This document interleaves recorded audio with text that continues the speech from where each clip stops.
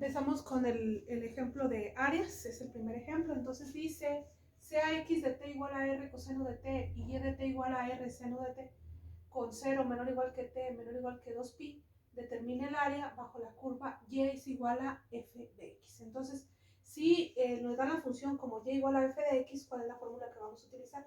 Esta que tenemos aquí, acuérdense que les di dos fórmulas, entonces va a ser y igual a y de x igual a quién, a la integral desde alfa hasta beta de quién, de g de t. ¿Por qué g de t? Porque la y precisamente representa a g de t, que es esta que tenemos aquí. Entonces va a ser igual a y de t, que en este caso es lo que vamos a poner aquí.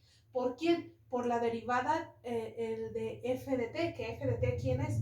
Pues f de t va a ser r coseno de t. Entonces, ¿cuál es la derivada de una función coseno? Pues la función menos seno. Entonces, eso es lo que nos está representando. Entonces va a ser r seno de t, porque esa es la que representa a g de t, pues hayan puesto de una vez así, ¿verdad?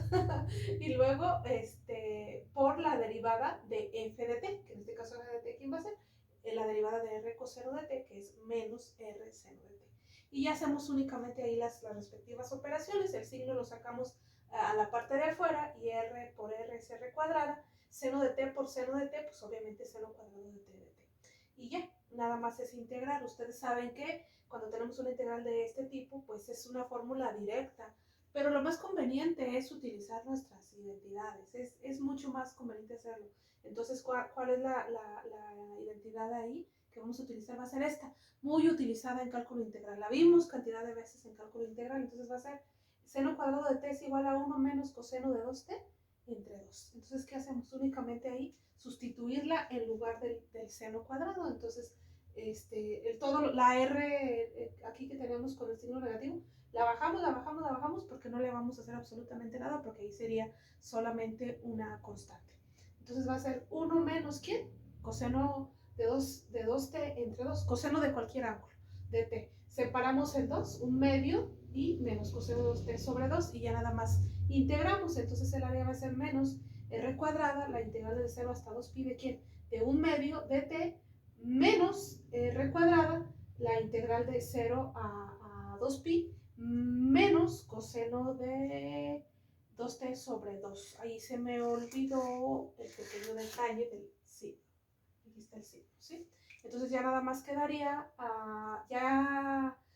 integrando, quedaría menos r cuadrada de un medio de t, porque acuérdense que esta es una constante, y ya nada más le ponemos ahí la t, desde 0 hasta 2pi, ¿de quién?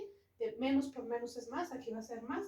De cualquier manera, todo nos va a salir 0. Entonces no tiene caso ahí estar con tantos escrúpulos a ese respecto, pero bueno, se tiene que hacer el procedimiento correcto. Entonces menos por menos más, nos va a quedar r cuadrada, seno de 2t, ¿de quién?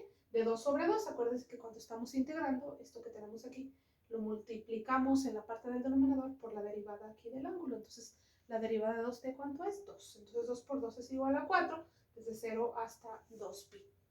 Entonces, ya nada más ahí hacemos nuestra respectiva sustitución de límites. Entonces, quedaría menos r cuadrada, ¿por quién? Por, aquí en lugar de poner t, ¿qué vamos a poner? 2pi, que es lo que vale t. Entonces, 2pi sobre 2 menos 0 sobre 2. 0 sobre 2 es 0, no tiene caso eso ahí. Esto se nos va a eliminar.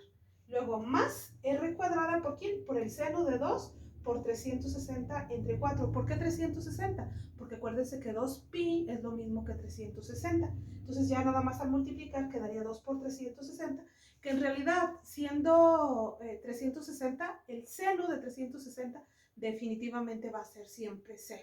¿Por qué? Porque esta parte siempre va, acuérdense que el 360 está ahí en el eje de las x, 0, 360, entonces si no está en el eje de las y, siempre va a ser 0. Entonces va a ser 360, aquí va a ser, haciendo la multiplicación de todas maneras va a ser múltiplo de 360.